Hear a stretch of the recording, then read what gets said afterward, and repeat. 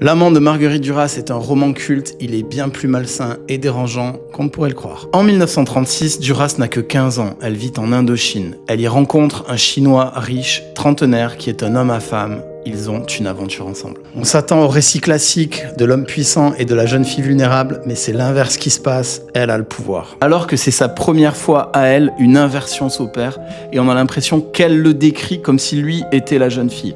Elle parle de lui comme d'un être fragile, maigre, fasciné. Elle dit qu'il a la peau douce, le corps frêle et qu'il pleure. Elle prend du plaisir, mais en réalité, elle est dans une posture de recul, c'est-à-dire qu'elle regarde le moment plus qu'elle ne le vit. En réalité, l'amant n'est pas un but, d'ailleurs, il n'a même pas de prénom. L'amant est un moyen.